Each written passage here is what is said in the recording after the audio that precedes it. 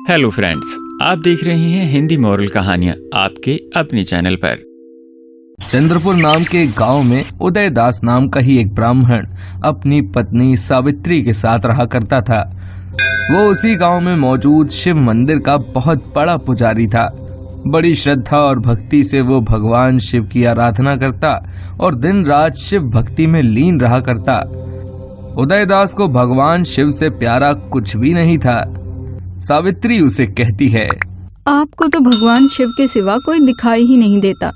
मैं आपको भक्ति के लिए मना नहीं करती, पर इस घर के प्रति आपकी जो जिम्मेदारी है उसे आप क्यों भूल जाते हैं? उदयराज ने कहा, अरे किन जिम्मेदारियों की बात कर रही हो तुम? ये तुम्हारे घर के खर्चे के लिए पैसे तो मैं देता ही रहता हूँ ना। सिर्फ पैसे दे देने से जिम्मेदारी खत्म नहीं हो जाती ना। घर का राशन पानी बाजार से खरीद कर लाने में आप कोई मदद नहीं करते, सब कुछ मुझे ही करना पड़ता है। मैं क्या करूँ सावित्री, मुझे तो भगवान शिव की आराधना के सिवा कुछ अच्छा नहीं लगता। सावित्री घर और बाहर दोनों का सारा काम किया करती, जबकि उदयदास दिन रात भगवान की भक्ति में लीन रहा करता। अब उसे केदारनाथ जाकर भगवान शिव के दर्शन की इच्छा जाग उठी थी, इसलिए वो हमेशा केदारनाथ जाने के बारे में सोचता ही रहता। सावित्री, मेरी बड़ी इच्छा है कि केदारनाथ जाकर अपने प्रभु के दर्शन कराऊं। वो तो ठीक है, लेकिन केदारनाथ जाने के लिए बहुत सारे पैसों की जरूरत होगी ना, वो कहाँ से आएंगे? और अगर आप चले जाएंगे तो मैं कैसे और क्या करूँगी? वही तो परेशानी है सावित्री, मेरे पास इतने पैसे नहीं है कि मैं घर का भी खर्चा चलाऊं और केदारनाथ भी जा सकूं। अभी तो रोज के जो पैसे आते हैं उसी से घर का खर्चा निकल पाना बहुत मुश्किल हो जाता है। गरीबी की वजह से उदयदास चाहकर भी केदारनाथ नहीं जा पा रहा था, इसलिए हमेशा वो भगवान से ही प्रार्थना करता रहता कि किसी तरह से केदारनाथ जाने का मौका मिल जाए। उदयदास मंदिर में भगवान शिव से कहता है, हे भगवान, मैंने जीवन भर आपकी सेवा की है, अब केदारनाथ जाकर आपके दर्शन का लाभ लेना चाहता हूँ। लेकिन प्रभु, मेरे पास इतने पैसे नहीं हैं कि घर का खर्चा भी देख सकूं और केदारनाथ जाने के खर्चे भी निकाल सकूं। प्रभु, अब तो आप ही मेरी कुछ मदद कर सकते हो। अपने इस भक्त की पुकार सुन लो भगवान, मुझे अपने धाम बुला लो भगवान, ताकि मेरा जीवन धन्य हो जाए। दिन रात उदयदास भगवान शिव से केदारनाथ जाने की मन्नत मांगता रहता है। तभी माता पार्वती भगवान शिव से कहती हैं, स्वामी, आपका ये परम भक्त केदारनाथ जाकर आपके दर्शन करना चाहता है, आप उसके लिए कुछ करते क्यों नहीं? आप सही कह रही हैं देवी, मुझे उदयदास के लिए कुछ तो करना ही होगा, लेकिन उससे पहले मुझे उसकी परीक्षा लेनी होगी। अगर वो परीक्षा में सफल हो जाता है तो वो केदारनाथ अवश्य जा पाएगा। भगवान शिव एक व्यापारी का भेष धारण करके मंदिर में उदयदास के पास जाते हैं। व्यापारी के रूप में भगवान शिव उदयदास को कहते हैं, अरे पंडित जी, इस बार मुझे मेरे व्यापार में बहुत ज्यादा मुनाफा हुआ है, इसीलिए मैं मंदिर में दान करना चाहता हूँ। अरे ये तो बहुत अच्छी बात है, आप इस दान पेटी में जितना दान देना चाहें दे दें। व्यापारी सोने के सिक्के दान पेटी में डालने लग जाता है।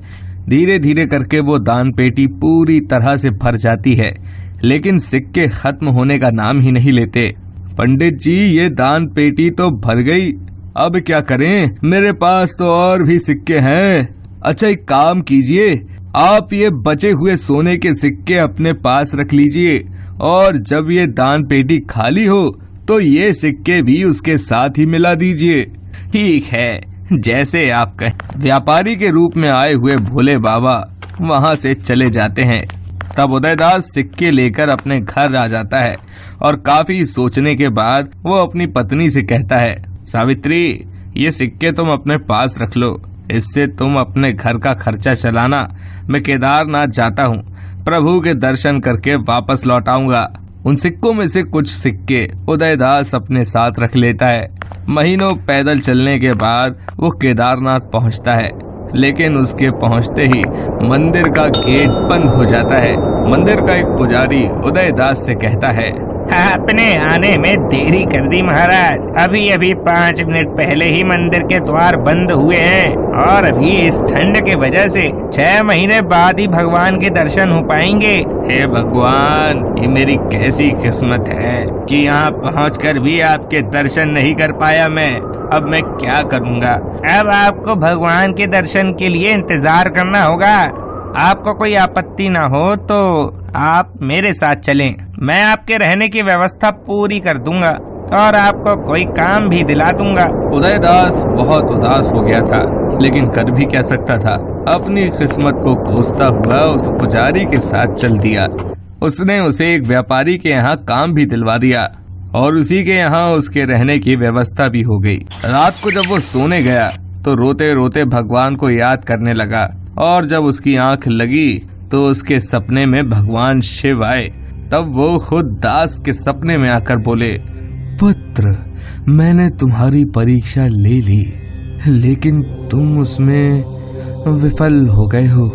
केदारनाथ जाने की चाहत में तुम भूल गए कि क्या सही है और क्या गलत। तुमने दान में मिले पैसों का उपयोग किया है और तुमने इस बात की जानकारी भी किसी को नहीं दी। मुझे क्षमा कर दीजिए प्रभु। अपनी इच्छा को पूरी करने के लिए मैंने बहुत गलत काम कर दिया है। आप ही मुझे कोई रास्ता बताइए, सही मार्ग बताइए प्रभु, बताइए। अब तुम यही रहकर काम करो और पैसे कमाओ। 6 महीने बाद जब केदारनाथ मंदिर का द्वार खुलेगा तब तुम मेरे दर्शन करके अपने घर जाओ और जाकर सारे पैसे मंदिर के दान पेटी में दान कर दो और हर साल सावन के महीने में पूरे नियम से विशेष पूजा करो। जैसी आपकी आज्ञा प्रभु, मैं ऐसा ही करूँगा। मैं अपनी गलती का पश्चाताप अवश्य करूँगा। इसके बाद भगवान शिव वहाँ से अंतर ध्यान हो जाते हैं और उदयदास की नींद खुल जाती है। अब वो पूरी मेहनत से काम करके पैसे कमाने लगता है और भगवान की भक्ति भी करता है। पूरे 6 महीने बाद केदारनाथ मंदिर का द्वार खुल ही जाता है। उदयदास वहां जाकर भगवान के दर्शन करता है और वापस अपने गांव लौट जाता है। अपने गांव आकर वो अपने कमाई का सारा पैसा मंदिर की दान पेटी में डाल देता है। अब वो भगवान शिव का और भी बड़ा भक्त बन गया था। हे प्रभु, आपने मुझे भक्ति का रास्ता दिखाकर मेरा कल्याण कर दिया। मुझ पर सदा अपनी कृपा दृष्टि बनाए रखना प्रभु। अब हर साल वो सावन के महीने में भगवान शिव की विशेष पूजा आराधना करने लगता। पूरे गांव के लोग भी सावन के महीने में भगवान शिव के मंदिर में खूब धूमधाम से पूजा पाठ करने लगे। दूर दूर से लोग सावन के महीने में भगवान शिव के इस मंदिर में पूजा करने आने लगे थे। अब उदयदास के पास किसी चीज की कोई भी कमी नहीं थी। दूर दूर तक उसके ज्ञान का प्रचार प्रसार हो गया था। दोस्तों, इस कहानी से हमें ये सीख मिलती है कि अपनी स्वार्थ में अंधा होकर कोई गलत कार्य नहीं करना चाहिए। ऐसे व्यक्ति को भगवान कभी भी माफ नहीं करते हैं। तो इस बात का ध्यान रखिए कि बुरे से बुरे हालात में भी जो सही राह पर चलता है, भगवान हमेशा उसी की मदद करते हैं। तो इसी बात के साथ बोलिए, केदारनाथ बाबा की जय। ये कहानी दुर्गा भक्त कुसुम की है, जो अपने जीवन में बड़ी कठिनाइयों से गुजर रही है, लेकिन माँ दुर्गा पर उसका विश्वास एकदम अटूट है। हे माँ, मैं सदा आपके दरबार इसी प्रार्थना के साथ आती हूँ कि अपनी कृपा से कभी वंचित मत रखना मुझे। मेरे जीवन में भले ही कितनी भी कठिनाइयाँ आए, बस मेरा हाथ आप हमेशा थामे रखना। कुसुम का पति जगमोहन बिस्तर पर पड़ा हुआ है। उसकी रीढ़ की हड्डी पूरी तरह टूट चुकी थी, जिस कारण वो खुद से उठ बैठ पाने में भी असमर्थ है। एक रोज जगमोहन जब बिजली के खंभे पर चढ़कर तार ठीक कर रहा था, तभी उसे एक जोरदार करंट लगा और वो उस खंभे से नीचे आ गिरा, जिस कारणवश उसकी रीढ़ की हड्डी टूट गई। वहीं आसपास खड़े लोग उसे हॉस्पिटल ले गए। जान तो उसकी बच गई, लेकिन वो जिंदगी भर के लिए अपाहिज हो गया। हे दुर्गा माँ, तेरा लाख लाख शुक्र है जो तूने मेरा सुहाग सही सलामत रखा। तुम क्यों धन्यवाद कह रही हो अपनी देवी माँ को? अरे इस तरह अपाहिजों वाली जिंदगी जीने से तो अच्छा होता कि मैं उसी वक्त मर गया होता। ये आप कैसी बातें कर रहे हैं जी? आपके बिना तो मैं जीने की सोच भी नहीं सकती।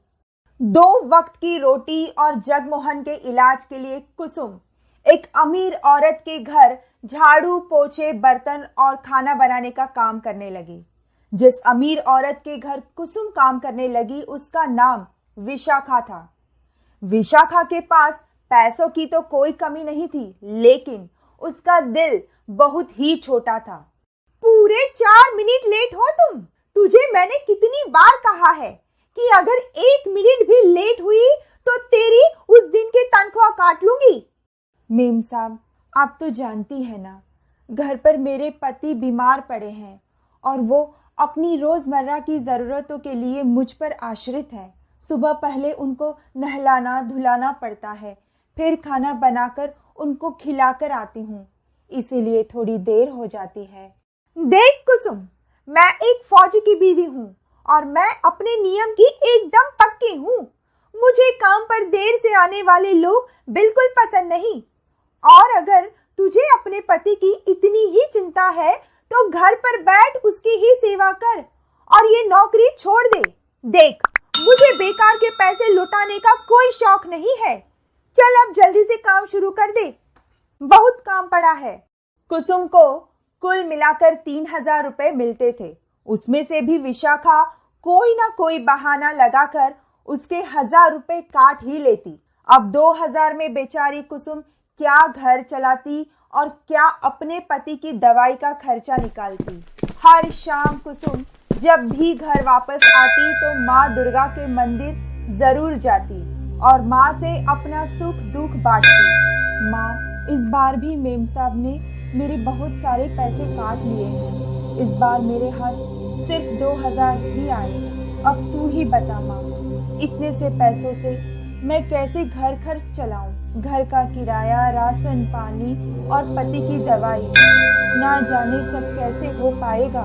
माँ, मेरी नैया अब तेरे हाथ है और तुझे ही इसे पार लगाना होगा। एक शाम जब कुसुम घर जा रही होती है तो उसे मंदिर की सीढ़ियों पर एक कमजोर दुबली पतली 7 साल की लड़की मोनी बैठी दिखाई देती है।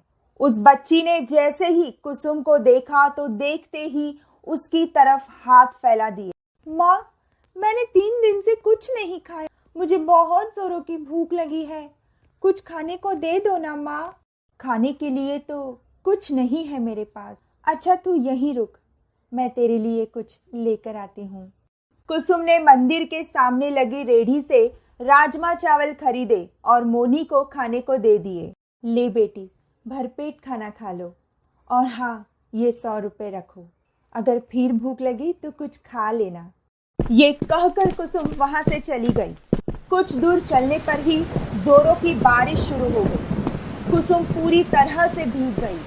वह जैसे ही अपने घर के बाहर पहुंची, उसने देखा मंदिर वाली लड़की उसके घर के बाहर खड़ी है और वह पूरी तरह भीग गई है और थर थर कांप रही है। अरे बेटी, तुम यहाँ? तुम तो पूरी तरह भीग गई हो। चलो अंदर मेरे घर में, नहीं तो बीमार हो जाओगी। अच्छी, देखा ना, छींकने लगी तुम। चलो घर के अंदर चलो। कुसुम ने सारी रात अपने पति के साथ उस बच्ची की भी देखभाल की। अगली सुबह मोनी ने कुसुम से कहा, माँ, आप तो बहुत अच्छी है। इतना प्यार मुझे आज तक किसी ने नहीं किया। क्या मैं भी आप दोनों के साथ रह सकती हूँ?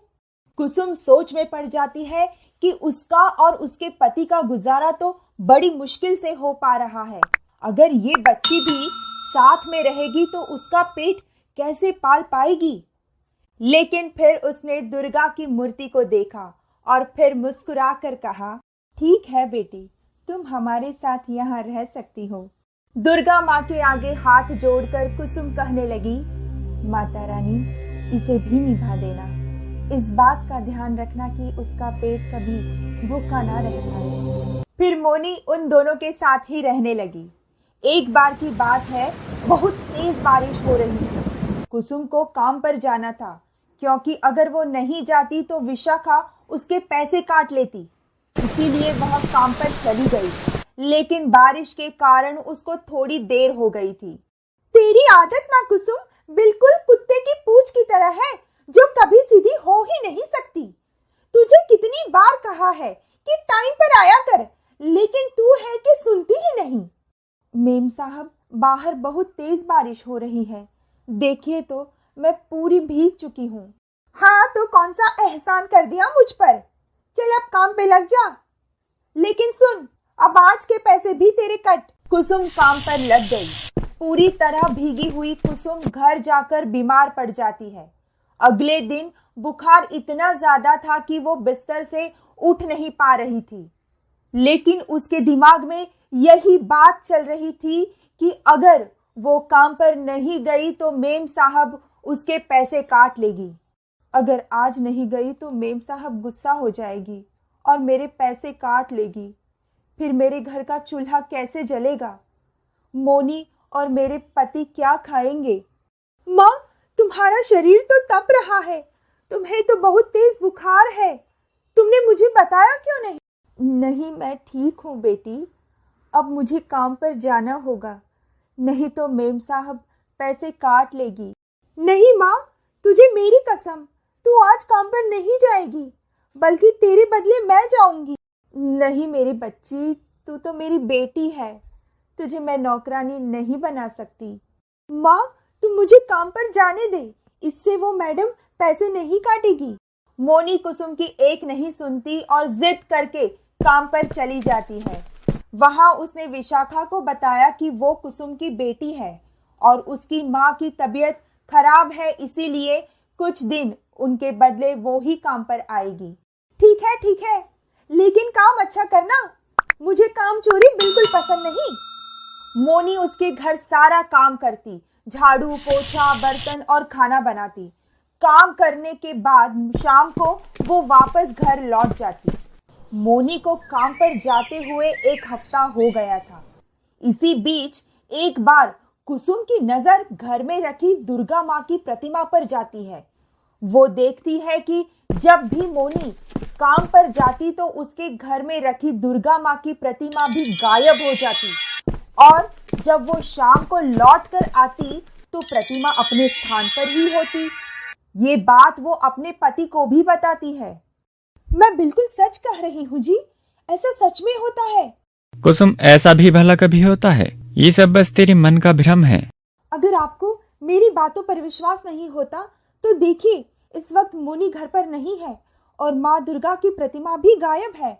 जगमोहन भी ये देखकर दंग रह गया। फिर जब शाम को मोनी घर आई तो दुर्गा माँ की मूर्ति भी अपने स्थान पर वापस आ गई। अगली सुबह जब मोनी काम पर गई तो कुसुम ने उसका पीछा किया और पीछा करते हुए विशाखा के घर पहुंच गई। उसे देखकर विशाखा उससे कहने लगी, अरे कुसुम, तू ठीक हो गई? भाई मान गए तेरी बेटी को, वो तो काम में सर्वगुण संपन्न है, सभी काम इतनी सफाई से और जल्दी करती है कि क्या कहूँ, और खाना तो ऐसा बनाती है मानो स्वर्ग लोक का भोग चखने को मिल रहा है, मजा ही आ जाता है। विशाखा यह कह ही रही होती है कि कुसुम उसकी बात को अधूरा छोड़ते हुए सीधा मोनी के पास जा पहुंचती है। वो हाथ जोड़कर उससे पूछने लगी, कौन है बेटी तू? सच सच बता। कुसुम को रोता देख मोनी ने उसके आंसू पोंछे और फिर वो अपने असली रूप यानी कि दुर्गा माँ के रूप में आ गई। उसे देख कुसुम और भी रोने लगी। माँ, तुम मेरे लिए नौकरानी बन गई, ये मुझसे क्या हो गया माँ? मैंने इतना बड़ा पाप कैसे कर दिया? बेटी, तुझसे कोई पाप नहीं हुआ है। भक्त तो हमेशा ही भगवान की सेवा करते हैं, लेकिन भगवान भी अपने भक्त की सेवा करने से पीछे नहीं हटते। और तू तो मेरी सच्ची भक्त है। तभी वहां विशाखा भी आ जाती है। वो हाथ जोड़कर दुर्गा माँ को प्रणाम करती है। दुर्गा माँ को अपने सामने देखकर वो हैरान रह जाती है और उनसे अपने यहाँ काम करवाने के लिए माफी मांगती है। दुर्गा माँ उसे बोलती है, धन घमंड का अच्छा नहीं विशाखा, जो करोगी वो ही भरना पड़ेगा। ये बात हमेशा याद रखना है। उसके बाद दुर्गा माँ अंतर ध्यान हो गई। विशाखा कुसुम से अपने किए की माफी मांगती है। कुसुम जब घर पहुंचती है तो उसका पति अपने पैरों पर खड़ा होता है और वो पूरी तरह ठीक हो गया होता है। साथ ही कुसुम के घर सोने और हीरे से भरा बैग और उसमें ढेर सारे नोटों की गड्डियां रखी हुई होती है। दुर्गा माँ का ये चमत्कार देखकर दोनों ने जोर से कहा, प्रेम से बोलो जय माता दी, सारे बोलो जय माता दी। हिंदी मोरल कहानियाँ देखने के लिए आप सभी का धन्यवाद। वीडियो को लाइक करें, कमेंट करें और चैनल को करें सब्सक्राइब ऐसी ही मजेदार कहानियाँ देखने के लिए।